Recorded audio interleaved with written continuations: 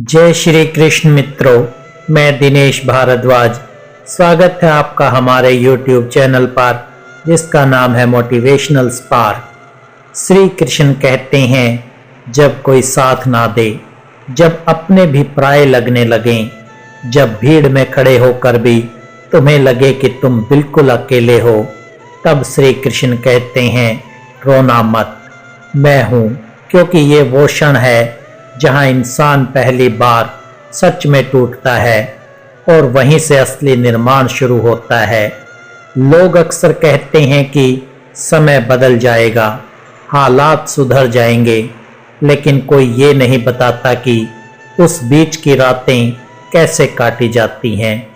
जब नींद आंखों से दूर भागती है और सवाल दिमाग में शोर मचाते रहते हैं कि आखिर मेरी गलती क्या थी, मैंने किसका क्या बिगाड़ा था, क्यों हर बार मैं समझौता करता रहा, क्यों हर बार मैं ही चुप रहा। और तब तुम्हें एहसास होता है कि दुनिया तालियां सिर्फ जीत पर बजाती है, संघर्ष पर नहीं। लोग तुम्हारी हंसी से जुड़ते हैं, तुम्हारे आंसुओं से नहीं। और यहीं पर श्री कृष्ण की आवाज भीतर से आती है, तुम क्यों डरते हो, तुम क्यों खुद को कमजोर समझ बैठे हो। लोग अक्सर पूछते हैं कि भगवान हमें इतना अकेला क्यों छोड़ देते हैं, लेकिन कोई ये नहीं पूछता कि शायद भगवान हमें अकेला इसलिए करते हैं ताकि हम खुद को पहचान सकें। क्योंकि जब सब साथ होते हैं तब हम दूसरों की आवाज़ सुनते हैं, और जब कोई नहीं होता तब हम अपनी आत्मा की आवाज़ सुनते हैं। और वही आवाज़ सबसे सच्ची होती है, वही तुम्हें बताती है कि तुम कितने मजबूत हो, वही तुम्हें याद दिलाती है कि तुम किसी के सहारे से नहीं, अपने विश्वास से खड़े हो। तुम आज जिस दर्द से गुजर रहे हो वो तुम्हें कठोर नहीं बल्कि स्पष्ट बना रहा है। अब तुम हर किसी पर भरोसा नहीं करते, अब तुम हर मुस्कान पर नहीं पिघलते, अब तुम हर वादे को सच नहीं मानते। और ये बदलाव कड़वा लगता है, लेकिन यही बदलाव तुम्हें बचाएगा। श्री कृष्ण कहते हैं, जीवन में हर बार जवाब देना जरूरी नहीं होता, कुछ जवाब मौन में ही सबसे ज्यादा गूंजते हैं। और जब तुम चुप रहकर भी अड़िग खड़े रहते हो, तब ब्रह्मांड खुद बोलता है। आज जो तुम्हें हल्के में ले रहे हैं, वही कल तुम्हारे मौन से डरेंगे। क्योंकि मौन उस व्यक्ति का हथियार होता है जिसने खुद को जीत लिया हो, और खुद को जीतना किसी भी युद्ध से कठिन होता है। लोग सोचते हैं कि अकेला इंसान कमजोर होता है, लेकिन सच ये है कि अकेला वही होता है जो खुद को संभालना सीख चुका होता है, जो भीड़ की भीख नहीं मांगता, जो तालियों का मोहताज नहीं, जो गिरकर भी उठना जानता है। और जब तुम इस अवस्था में पहुंचते हो, तब श्री कृष्ण तुम्हारे भीतर स्थिर हो जाते हैं। फिर तुम्हें किसी से शिकायत नहीं रहती, ना समय से, ना लोगों से, ना भगवान से। क्योंकि अब तुम समझ चुके हो कि जो हुआ उसने तुम्हें तोड़ा नहीं, तैयार किया है। और ये तैयारी साधारण जीवन के लिए नहीं है, ये तैयारी उस ऊंचाई के लिए है जहां पहुंचकर इंसान को फर्क पड़ना बंद हो जाता है कि कौन साथ है और कौन नहीं। क्योंकि तब उसे पता होता है, जब सब चले जाएं तब भी श्री कृष्ण मेरे साथ है। और यही विश्वास तुम्हें धीरे धीरे अजय बना देता है। और फिर एक दिन ऐसा आता है जब दर्द शोर मचाना बंद कर देता है, आंसू भी जैसे थक कर चुप हो जाते हैं, और इंसान पहली बार महसूस करता है कि अब भीतर कुछ बदल चुका है। अब वही बातें जो कभी तोड़ देती थी, आज बस छू कर निकल जाती है। क्योंकि अब तुम समझने लगे हो कि हर चोट तुम्हें कमजोर करने नहीं आई थी, कुछ चोटें तुम्हें गहराई देने आती है, कुछ अनुभव तुम्हें अकेला नहीं, आत्मनिर्भर बनाने आते हैं। और तब श्री कृष्ण कहते हैं, अब तुम तैयार हो। क्योंकि जो इंसान अपने भीतर के अंधेरे में बैठना सीख ले, उसे बाहर का कोई अंधेरा डरा नहीं सकता। तुमने देखा होगा कि जीवन में सबसे शांत लोग वही होते हैं जिन्होंने सबसे ज्यादा शोर सहा होता है, जिनकी आंखों में गहराई होती है, उन्होंने बहुत कुछ खोया होता है और अब तुम भी उन्हीं लोगों में शामिल हो रहे हो। इसलिए अब तुम्हें डर नहीं लगना चाहिए, अब तुम्हें खुद पर शक नहीं करना चाहिए, क्योंकि जो इंसान अपने टूटे हुए हिस्सों को जोड़कर खड़ा हो जाता है वो साधारण नहीं रहता।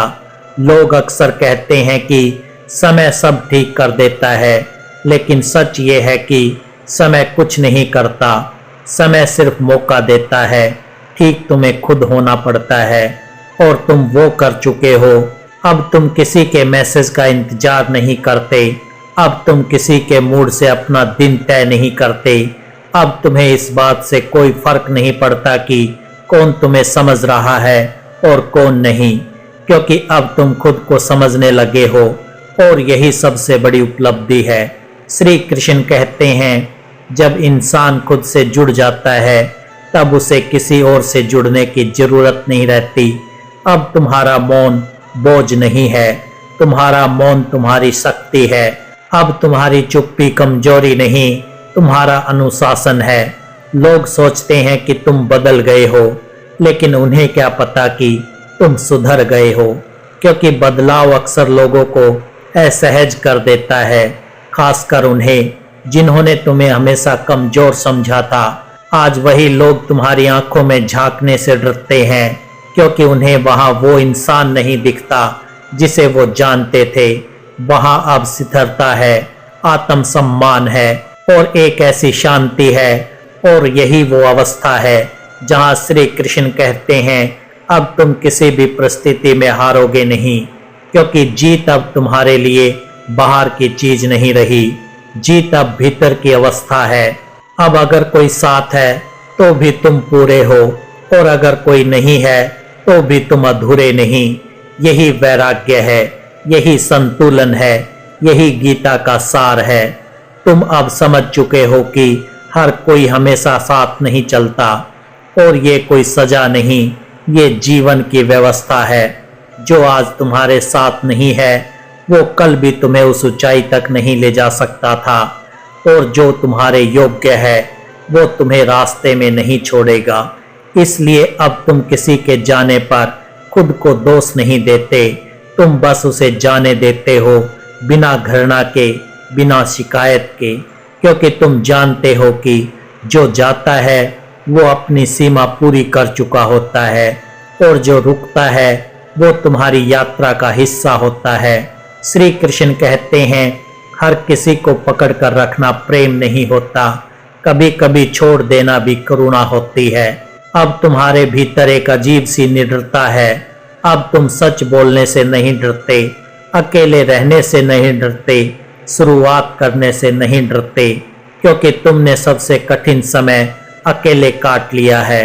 अब कौन सा डर बाकी रह गया है, और यही कारण है कि अब जीवन तुम्हें और कठिन इम्तिहान देगा। लेकिन घबराना मत, क्योंकि इम्तिहान उन्हीं का लिया जाता है जो उत्तर देने की क्षमता रखते हैं। तुम अब सिर्फ जी नहीं रहे, तुम जाग रहे हो, और जो जाग गया उसे कोई सुला नहीं सकता।